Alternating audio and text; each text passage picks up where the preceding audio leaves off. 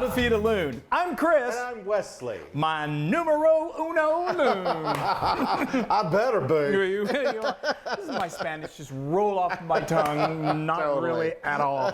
So guys, we're so excited. We're extra excited because Cinco de Mayo is just around the corner. Just around the corner. And you know, no one celebrates that more than we. We celebrate it more than people south of the border do. Yeah, we celebrate it the week before and the week after and during the week. And let's be honest, we celebrate it year round.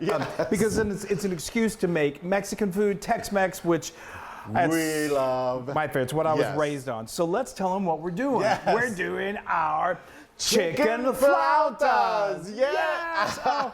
We always say it at the same Flautas. time. Yay. I mean, these are delicious. Have you ever had them? And they're so much fun to make. They are really a lot of fun to make. So I'm gonna get some oil going here. We're doing some frying today. We're gonna deep fry. So that is so awesome. So let's talk about their chicken flautas. You can do these beef. Right. Beef is popular. Yeah, beef or chicken. So we're gonna do chicken, and let me tell you. So we do this really delicious chicken filling. It is so good. You could use this chicken for chicken tacos. You could use this for chicken quesadillas. It is the bomb. Yes. So let me tell you how we made this. Now let me say this recipe. We're gonna have a party because this makes like 24 flautas.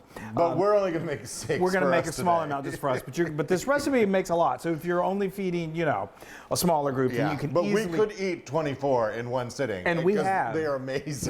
They're addictively good. So let's talk about the chicken. Yes. So I start off with 2 bone-in, skin-on chicken breasts, and I just put them in a large vessel. I have a large Dutch oven, but whatever you got, it's going to need a lid. Mm-hmm. And then I fill enough water to cover it so it's submerged in water. And then I add in there. I also have an onion, a large onion that I've quartered. Okay, and that's going to help flavor the chicken. Then I just crank my heat up high, and then it's going to, as soon as it comes to a boil, then I turn the temperature down to low, and then I cover it and let it just cook, and it's going to cook in that water for like 20 minutes. For 20 minutes. Yeah. Okay. And then you're going to remove the lid, turn off the heat, and then I just take a slotted spoon and very carefully get those chicken breasts out of there. Get those breasts out of there, and then you need to let them cool off. Yeah. So I put them on a rack, and you put them both on the rack and just let them cool. You can do until this you can handle them. You can handle it. I mean, you can't handle the hot chicken. So you can do this easily a day in advance. You can make this several days in advance. Yeah. Okay. So then once it's cooled off, that you can handle. I just used my good old the tools that God gave me, which are my hands.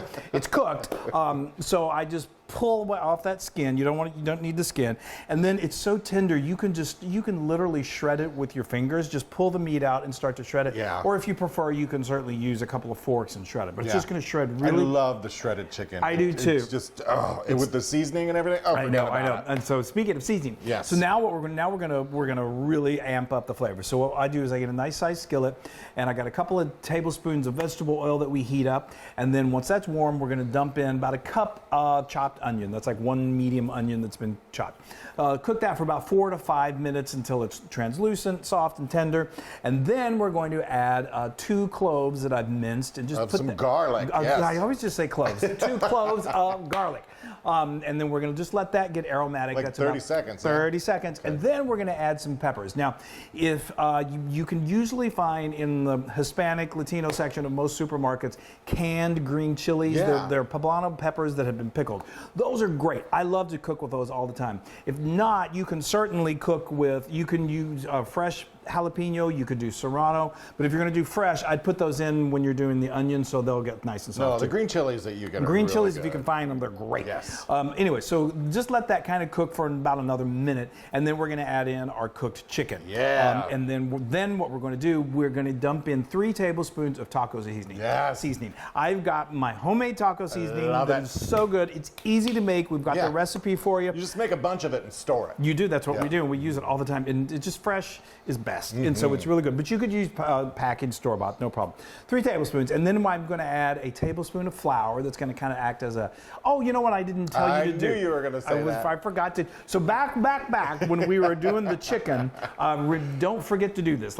Don't throw out that liquid. Water. First of all, that liquid has become a broth. That had the chicken and the onion in it. That is this wonderful chicken broth now. But so we're going to use some of that. I just take a measuring cup. We're going to need about anywhere from a half a cup to 3/4 of a cup. So just dig you some out, and fish set it some out, and aside. set it aside. Okay. Now we're gonna let's use jump it. forward back to the chicken. So now we're going, after we've stirred it up with the seasoning and You put the flour in flour. there? Yeah, that Okay. acts as like a little bit Got of a it. thickener. Okay. And then we're just going to add probably you can eyeball it, but anywhere from a half to 3/4 of a Right. cup of that chicken You want to get it broth. nice and moist, like Yeah, that. again, it makes it kind of Yeah. gives it almost like a sauce Yes. on the side of it.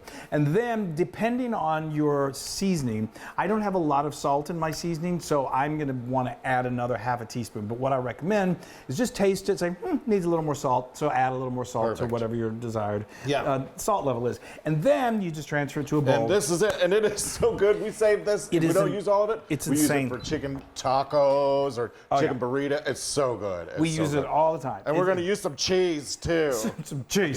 So this Monterey is Jack. a fun time to go check out your Hispanic market nearby. Yeah. Most of us have one somewhere within driving distance.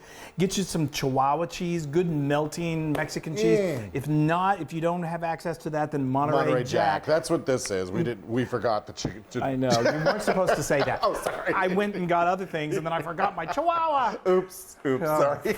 Anyway, but Monterey Jack works great. Cheddar works great. Whatever is a good melty type Whatever cheese. you have. Yes. Yeah. Okay. I did though pick up some of these beautiful corn those tortillas. are delicious. So these are yellow corn tortillas. Now sometimes you're going to see flautas made with flour. Did I say these are corn tortillas? Yes. Yellow corn tortillas. Sometimes some folks make them with flour. Right. Those are good. They're just in my book they're not authentic flautas. Yes. Okay. So now Let's do it. so Come you can fry these babies up in a cast iron skillet like I've got right here, or you can use a deep fryer. We're going to use kind of a combination of the two. But first of all, what we need to do, these tortillas are pretty stiff right now and delicate. So we need to loosen them up a little bit. So I have got about probably a quarter cup, half a cup of vegetable oil. there's in not here. much in there. There's not Just in there. enough All to- we're doing is we're just going to basically want to just let this baby that get warm, nice and warm. yeah. See how it's kind of silly? I could probably crank that heat up a little bit. And you're really only going to do this for about a few seconds. My oil, there we go. Perfect. And see that gets it That's super. great, yeah. And then you're just going to want to, bring it over here. That happens, but that's okay. Careful. See, you do Careful. have to be careful with them because they do want to fall apart a little bit. Let's do another one real quick. Yeah, let's do My another oil wasn't quite ready. So now we're just, and be careful when you're using these tongs because that's what'll tear them if you're not careful. So it doesn't take long at all. those Like, darn literally tongs. just a Come on pair over. of seconds. Like There you go. 5 That's seconds. perfect. Okay? So now what we're oil. going to do, hot oil, be careful. So we're going to do that with the rest of these, and then we're going to come back and we're going to stuff them and roll them up, and then it's Frying time. Okay, these are so much fun. I love it. Okay, so as we showed you, we did them in the oil just to loosen them up, and then I went ahead and rolled them. So let me show you this. So, Let's show the last one. so you're gonna just you stuff them, but don't overstuff them. I do about 2 tablespoons right down the center of the middle, and then I'm going to clean my center hands of up. the middle. The center of the middle, not left of center of the middle. Sometimes I wonder, like, what planet I'm from. Okay, I know. So then I just topped it with some cheese. That's probably like a tablespoon. Okay, now we're going to get really poly, and we're just going to roll this up kind of like an enchilada. Yeah. And then you're going to grab your loon and have your loon. You can do this on your own too. gonna just But stick you're it just going to here. use a toothpick. You don't have to Yes. use a toothpick to fix it or to fasten it. But we find it definitely makes That's a perfect. big help. Now give it to me. I'm going to give it to you. Now talk about this while I'm putting Okay, these in so now, like I said, this is our deep fryer. People always say, where'd you get that? So I have a link to it in the blog post. You don't have to Gigantic use a deep fryer. If you're going to use, you could have used that skillet that we were using to quickly loosen up our tortillas. All you need to do is you just need to add another, enough oil, enough vegetable oil where you got about almost 2 inches deep. So you got to make sure your skillet is deep enough to handle that. And then you can fry them up in there.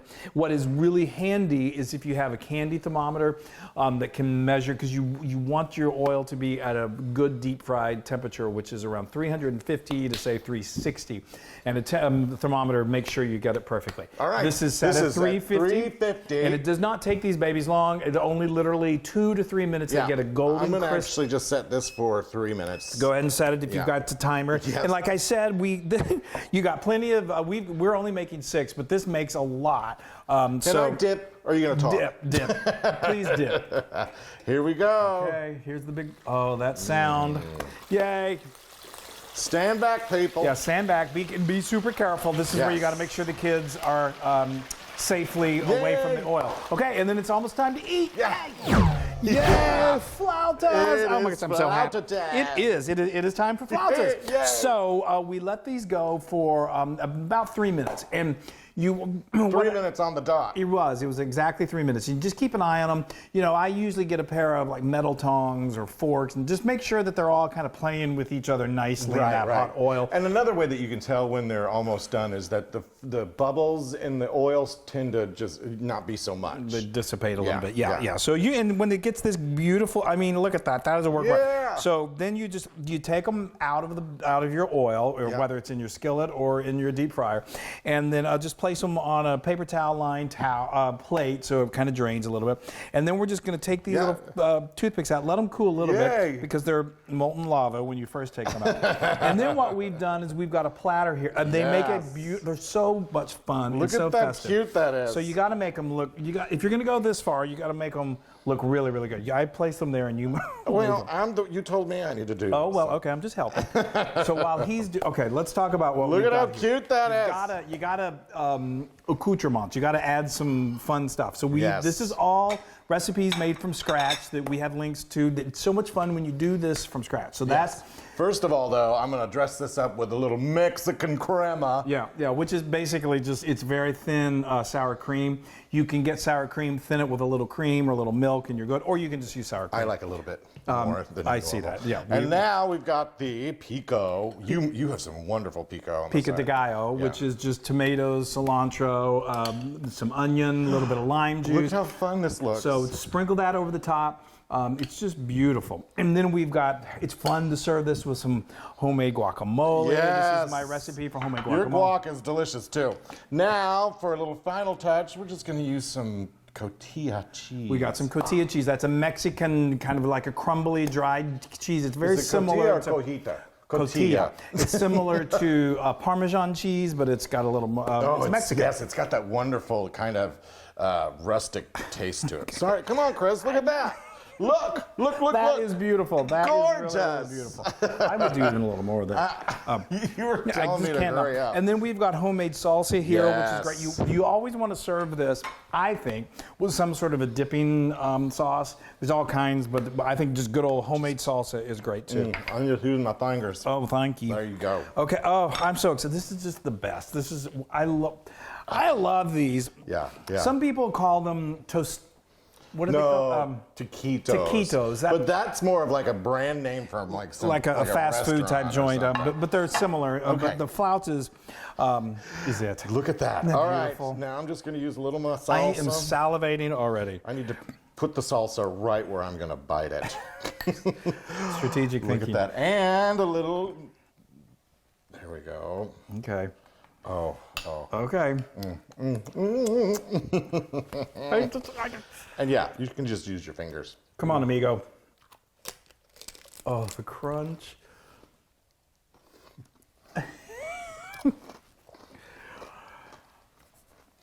Are you falling for flautas? We're not messing around with these flautas, I'll tell you that much. Those are delicious. They're just so... The crunch of the tortilla is so much fun. Talk about what you love about that outer chicken. The outer chicken that's outside on the very ends of the... If you can see it right here. Of the tortillas, when it's fried, that gets like directly fried, and it tastes like fried chicken. It's so good. It's crisp and crunchy, and then you get to the chicken in the middle. Oh, with the cheese. Oh, and your taco seasoning is just so amazing. I could just sit and eat that chicken. I know you could. Yeah. Wow, those are 1,000% Luna proof. Yes, I had a feeling. All right, I'm just sitting here going, I've got to eat this. I'm not waiting any longer.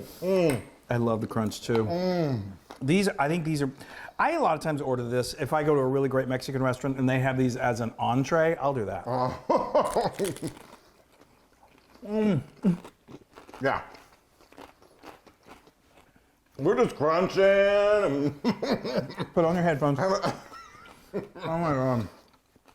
Isn't that just delicious? Look at the inside. The chicken is just so perfectly Oh, I cooked. hope they can see the inside. Let me do mine. I know, I'm probably doing this wrong. Look at that. You guys, this is so much fun. It's so festive. You can do this at home. It's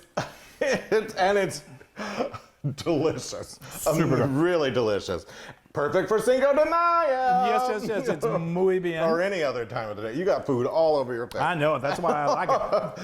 Now you can get this fabulous Tex-Mex Mexican recipe on howtofeedaloon.com. Use your napkin. That's what I got them there for. So,